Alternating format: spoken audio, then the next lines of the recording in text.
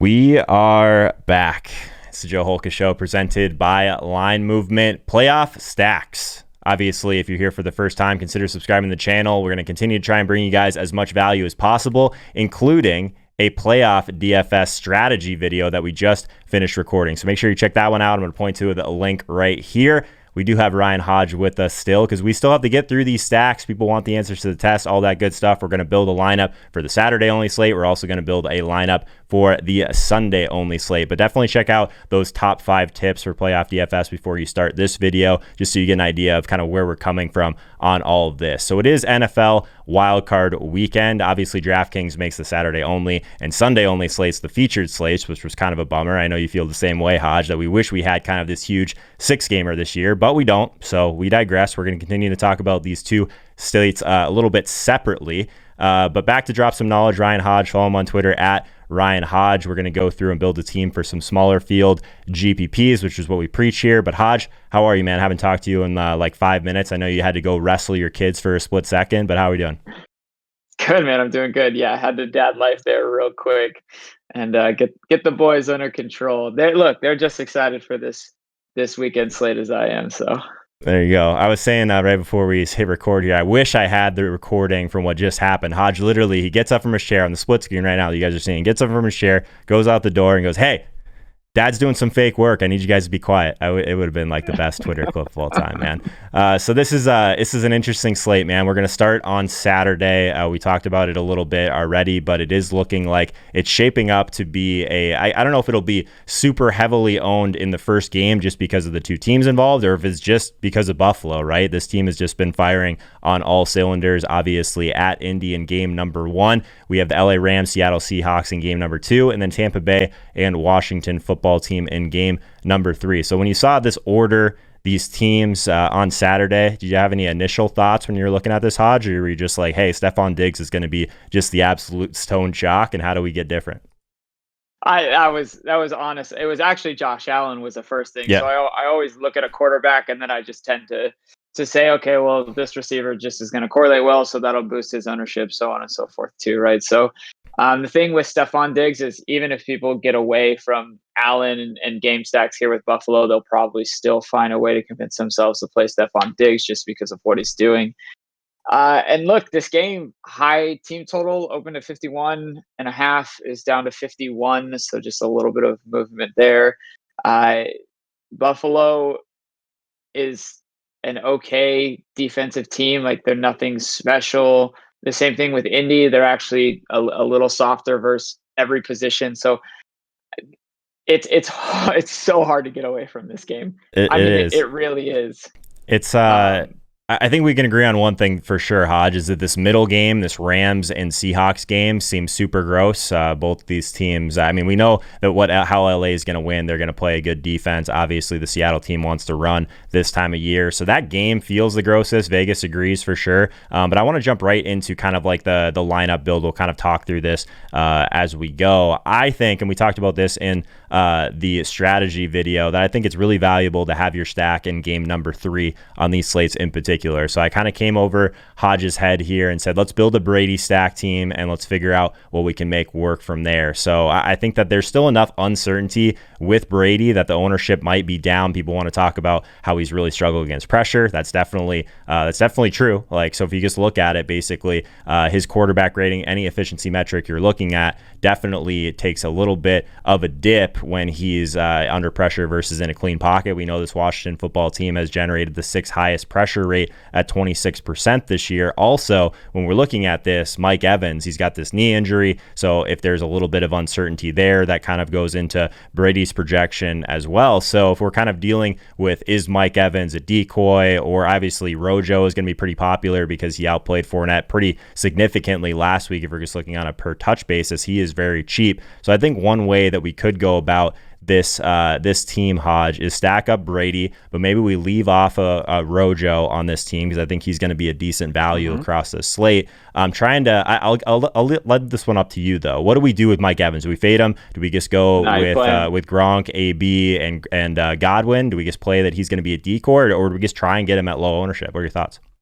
No, I think you absolutely play Mike Evans in this spot. I think he if he is out there running on a 3-game slate, I'm absolutely okay starting him. You have to be unique, and I think that Chris Godwin ends up being a lot higher. Maybe not a lot, but it relative to a 3-game slate, 6 to 7% is a pretty big difference. So I'll play Mike Evans here with Brady. Okay. I do want to do a double stack with Brady. I'm trying to think. So basically, if we play Evans, just looking at it in terms of like a guy that directly negatively correlates with Evans, it is Antonio Brown. I really like Antonio Brown in this game, so that would be hard not to add him. But I guess if we're building a GPP team, it would make sense to fade him. I like the idea of adding Gronk. If we added Gronk to this, and obviously this is a small field GPP, do you think it's too much to add Godwin to this as well? Or should we leave it open to kind of the rest of this build? I'm curious on the negative correlation. Is that just touchdown equity? Probably, and it is a small sample, right? Like Antonio Brown hasn't been there the whole year. So that's all I'm gonna say is because Mike Evans is pretty reliant. Well, he's not reliant, but I would say that he definitely gets there based off of his end zone targets. Mm-hmm. Look, if we talked about this in the strategy video, let's figure out and find a way that a guy can fail. Well, a way that Chris Godwin can fail is if Antonio Brown just consumes more targets, right? Okay. So I mean, he's cheaper than Godwin too, so I'm with you on that. Yeah, and so that's I think if we just leave out Godwin, look, I think this team is probably going to be the second highest owned team, maybe really, really close with Indy, just because of the whole game environment in the first one. So if we're gonna stack this, we have to be a little bit unique anyways in this stack. So do you think our bring back then is where we get unique, or do we just jam in Terry McLaurin? He's so cheap, it just seems like the easier play to make. But I guess maybe he's not that cheap compared to some of the other guys we have in our stack. Do you think we can fit in McLaurin and still get some of these other guys from the beginning? We're going to be, I guess, a little bit tight on salary if we do, I guess. Oh, you want to? I mean, Cam Sims is like our other option, right? Good. Or Logan Thomas as the tight end, but did we play I jammed in Gronk. Gronk is so cheap, man. He's 3,900, yeah. So I feel like he might be a necessity with Brady. Let's throw in Sims for now and see where that gets us. God, there's both of these guys, right? Steven Sims is the one that has he's always I never remember who it is, but I think Cam Sims is the one with the higher projection. Yeah. Okay. Yeah, Cam Sims is the one who actually is out running routes and seeing some targets from Washington. Okay, so I want to put in at least somewhat of a placeholder defense here, ideally on the cheaper side. So, I mean, the Rams are 2,900, the Colts are 2,200. Do you have any lean on either of those, I guess, as we kind of piece this together? The Rams, Josh Allen is so efficient, dude. Yeah. So even the Josh Allen can fail, and the defense for Indy can still obviously not do anything from a DFS perspective, right? It could just be a low scoring game. Josh Allen doesn't throw a lot of touchdowns, maybe only rushes for like 22 yards or whatever. So I would much rather play the Rams against Russell Wilson, who's you can check me on these metrics, but I think he's still pretty sack prone. Yeah, and we're probably jamming in Cam Akers at that point. He's 5,100. He looked healthy last week, so I think he's one of the top running back plays on this slate, so I'm with you there. So we actually have a decent amount of salary to work with here. We can pay up for this next running back slot. If we wanted to go someone like Jonathan Taylor, we probably could at 7,900. And then we have a pretty wide open flex as well. I've kind of taken the reins on this one. Is there anyone in particular on the slate that you really like? We probably could eat some Stephon Diggs chalk if we really wanted to, since we ended up playing Rams D, but any thoughts on that? I would go Cam Akers and then round it out with DK Metcalf.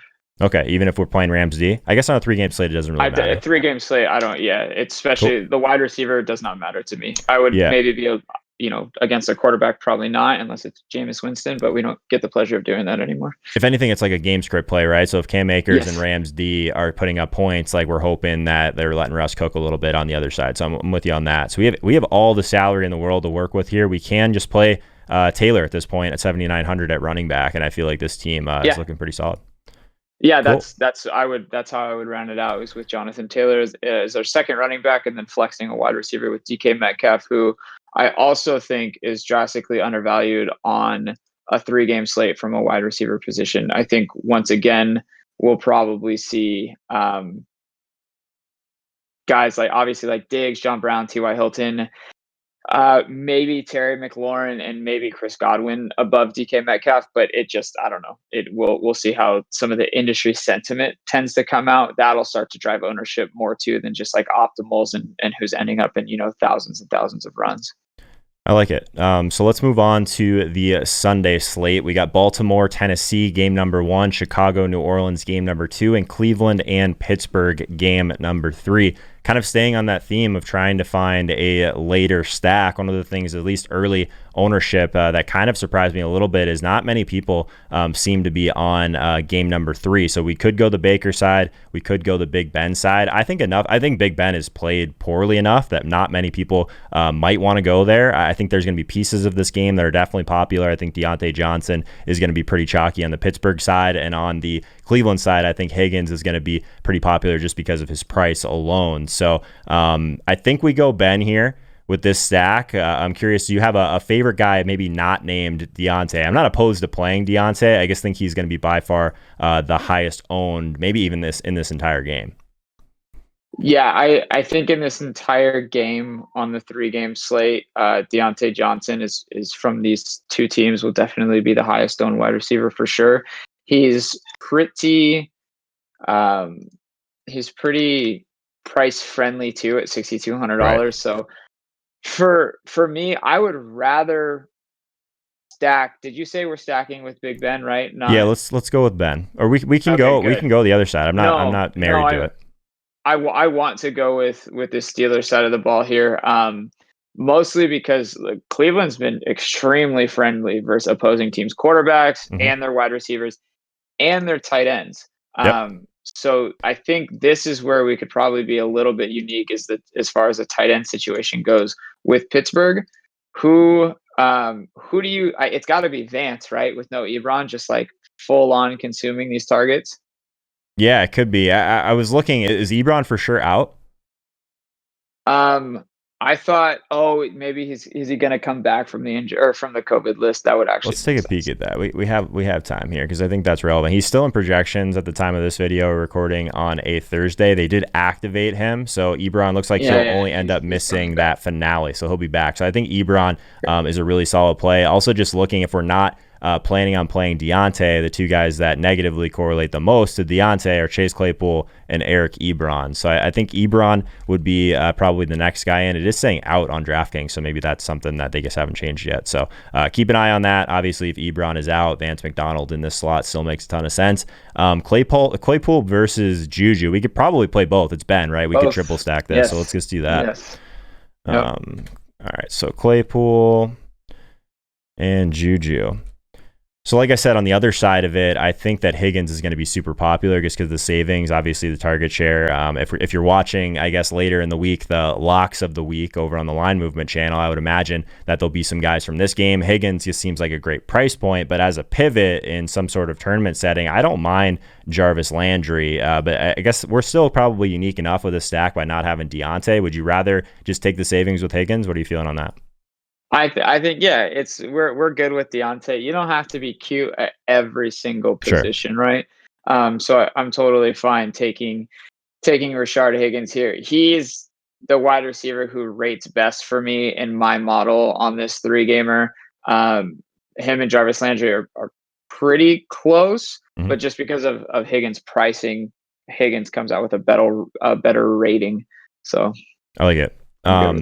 So I always like to at least put in some sort of defense here. We did pay down all the way pretty much in the last, I guess it was kind of middle of the pack, 2,900. Saints are expensive though, so they kind of had my eye a little bit. We know how bad Trubisky is under pressure. They're 3,800 in game number 2. Another option would just be to pay all the way down with Tennessee at 2,200. Outside of that, I think the Browns are going to be popular, but that's in this game. I don't really want to play them with Ben. Steelers are going to be popular. So any preference, I guess, between Saints and Titans, or is there another one you like? I think that it's basically between those two. You don't like Baltimore? We could go Baltimore. Against Tannehill, we'll take sacks. I don't hate that. I mean, yeah, it's just one of those things where, like, Baltimore has their specialty. I think Baltimore might have the best special teams unit on this slate. So if we're looking for that defensive touchdown, which are definitely random, I mean, it could definitely come from Baltimore here. What I like about that too is that if it ends up being a lot of ownership in that first game, Baltimore, Tennessee, I mean, like I said, far and away the highest over under on the slate. This one is a little bit different. So Baltimore does have the highest implied total on the slate, Tennessee all the way down to fourth. But I think Ravens D might offer us more leverage than some of these other ones. So I'm on board with that. Still decent amount of salary to work with here. So let's see what the running backs look like on this slate. Obviously, it looks like Kamara is going to be back. He's 8,500. Derrick Henry, again, like I don't get too worked up about negative correlation with defenses on a 3-game slate. He's 9,200 against Baltimore. Any thoughts? I guess we probably can spend up in at least one of these slots. Do we want to go Kamara? Yeah, so I would rather go Kamara than Henry. Mm-hmm. I'm with you. And I'd actually, I don't mind going with J.K. Dobbins here either. I'm not gonna lie. J.K. Dobbins is an interesting one because I feel like he's been that guy that is like living off of efficiency and like touchdowns, and he just hasn't really been getting a ton of touches. Like, but he has like the ceiling. I think it's only Nick Chubb that has a higher like explosive run rate this year than J.K. Dobbins. Obviously, Tennessee, one of the worst teams in the league at allowing those like breakaway runs. So I don't hate the DK Dobbins. Like what makes me like. I guess I like doing the show a lot because like as I'm building throughout the week, like there's certain plays that make me uncomfortable. Those are normally the plays that are the best plays for these type of videos, and we're trying to build like a unique tournament team in smaller fields. So I'm okay with Dobbins. Let's put him in there for now. And he is pretty cheap, so I'll give you that. All right, so we got Dobbins in there. And then we got all the money in the world. Did I say DK Dobbins? These DKs and JKs, it's just it's too much for me. Yeah, so we got 7K left. We could go A.J. Brown. We could go Montgomery. We could go Nick Chubb. So we got a lot of salary. We could just jam in Michael Thomas and leave some salary on the table, which I don't hate either.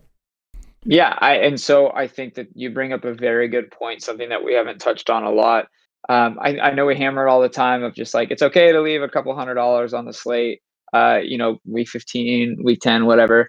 I'm okay leaving even more on some of these slates. Now, not doing it to just like, do it, but I do think a guy like Michael Thomas, and then you leave $700 on the slate, like you're getting a discount on Michael Thomas. Most people are going to take advantage of that discount and try and jam in somebody somewhere else, like maybe getting up from Kamara as a Henry, which you literally can do. That's actually a pivot, and that's something that you could maybe decide that you need to do after seeing some ownerships after the Baltimore Tennessee game.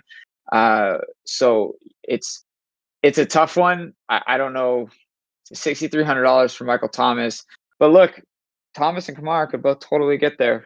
Kamara could get the touchdowns, targets, and Thomas could just get the targets and the catches. So it's tough. I might prefer playing a guy like Allen Robinson or maybe Montgomery. I'll have to see where ownership comes out. I don't know if I want to play both Kamara and Thomas in this specific lineup. Especially without a guy like Breeze, who if these guys get there, Breeze probably has like a 340-yard day, maybe like 4 TDs, right? So I don't know.